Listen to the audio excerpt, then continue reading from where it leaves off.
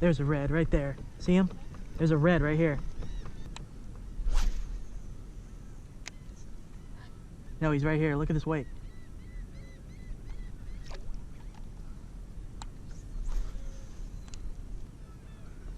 Where did you go? Yeah, absolutely. Back out of the water, V-ing up. He's somewhere around here. Got one. That's a red.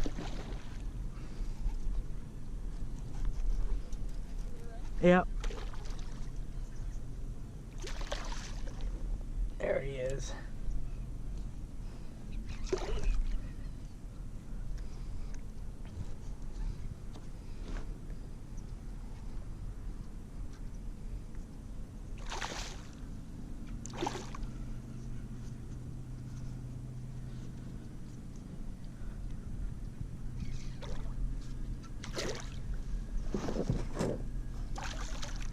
That's a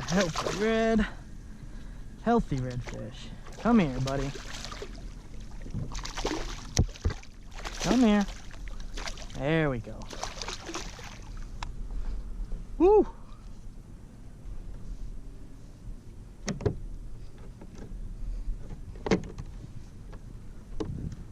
Let me throw that in reverse real quick. That's pretty cool. I like this reverse drive. I can back my way up to Cora. I don't have to turn around. How awesome is that? How cool is this reverse drive? Flip her around. Pull forward. Now we're going forward. God, that is so cool. That is awesome. Coming in hot, baby. He's in like the 23 range. 23, 22, 23. Came on a bass assassin, chicken on a chain. Chicken on a chain is always the ticket. Alrighty guys, back in the water he goes. And he said goodbye. Awesome. That felt good. I just kind of right on the drop off is where he was sitting. But anyways guys, welcome to this episode of Texas Redfish Hunter TV. Got the first one in the morning and now let's try to get some more. Redfish, trout, we're kind of fishing this bayou area cut. Gets shallow on the edges, deeper towards the middle. With this really shallow water we've had lately, with the really low tides, you kind of want to be in a little bit deeper, but right on those drop-offs is where I've been seeing the most activity, and that's right where that redfish was. So that was a lot of fun. Let's get a couple more. Check my line, make sure I'm not frayed up. Good. Oh, also guys, that came on my new Lew's. That's my Lew's Tournament Pro G. That was the first fish on the Lew's Tournament Pro G. It's always nice to break in a new reel on your first trip. A lot of action over here. A lot of bait. Oh, I just got smoked again. Just got freaking smoked. I think he took the tail. Did he take the tail? Kind of looked like he took the tail. Yeah, he took the tail. So it was like a little trout or something. Dang it. Alright guys, there's a red tailing right over here.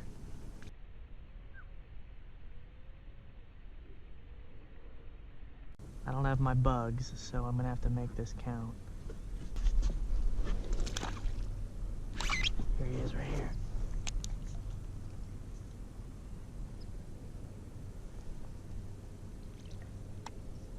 Dang it.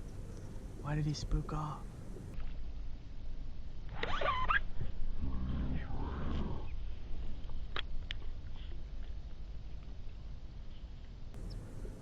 Why did he spook off? Dang it. I blew that one big time, guys. Red tailing on the shoreline. Blew it. I don't know why he spooked off. I went to try to stand up to sight cast him and he spooked off. Dang it. I hate doing that. I hate blowing sight fish opportunities. But there are some redfish here, which is a good sign. I need to put the pole on here to make it easy to stand up. I probably would have caught that fish. Blew that sight cast, but we're gonna transition into some like low tide tips for you guys. Like when the water gets blown out of the bay, when the tide's really low, what you can kind of do. So I'm gonna kind of tell you what my game plan was today coming in. Basically with this low tide, like all this grass is usually underwater. So I really like working shorelines like this when the tide's up. That's where a lot of the fish will be. But when the tide's out, when the tide's low, this is a ditch. So I go towards a little bit deeper water when the tide's way out. Reason being is that's kind of where some trout are going to hang out, and the redfish will bust up into the shallows when you have a little bit of deep water access to them. So what I'm doing is I'm kind of finding that edge of where it's about a foot deep, and I can tell based on the Mirage drive where I am, and I'm kind of working the shallow onto the drop off. That's where, you know, usually trout or redfish are going to hang out. So bayous like this, ditches, low tides, especially when it's super low in the winter, that's just a good spot to be. Find a good ditch that holds some water. It's got a little bit of tidal movement in it, but it's nice and calm, so that if the redfish are up on the shallow side, you can just sight cast to them. And you can also keep on that drop off where, you know, trout and even redfish will hang out. So yeah, when it's shallow, find a good ditch, find some deep water access, and that's usually where the fish are going to be hanging out. So I had a pretty decent plan this morning. It's a little bit shallower than I thought it was going to be. I was going to cut up into a marsh and try to find some deeper marsh holes, but you know, game plans change once you get out on the water.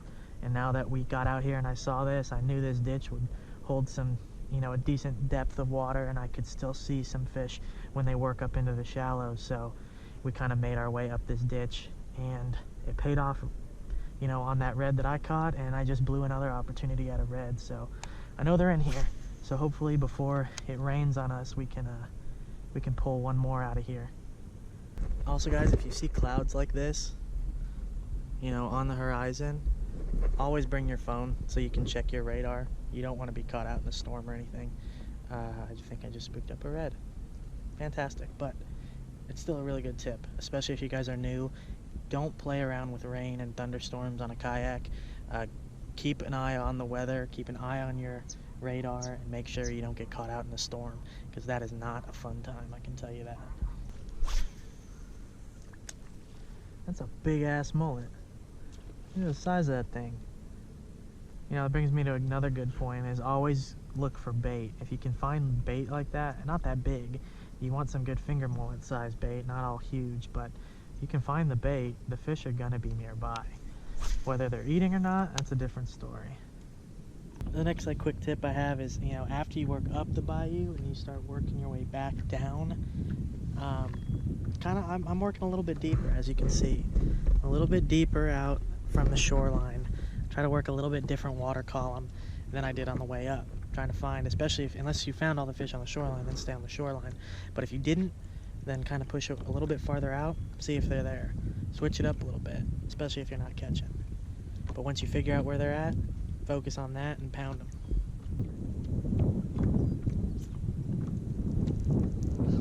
Oh, fish! Ugh. I felt him hit like 3 times. I couldn't tell if he was on or not though. That was weird. That was really weird. I could feel weight, but he wasn't really pulling. Little red. Little guy, but we'll take him.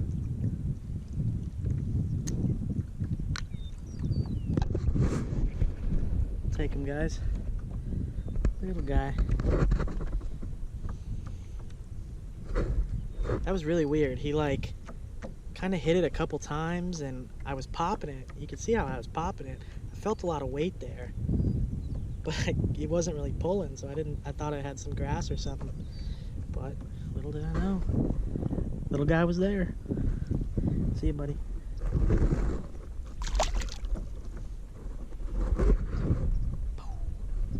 He was a little bit deeper. Maybe deeper's the thing. That one came on a watermelon red down south.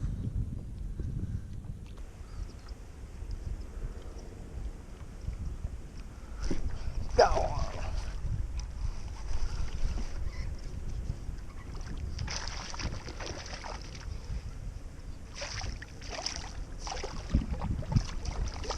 There he is. Another little red. A little guy. But we'll take him again. Down south, watermelon red.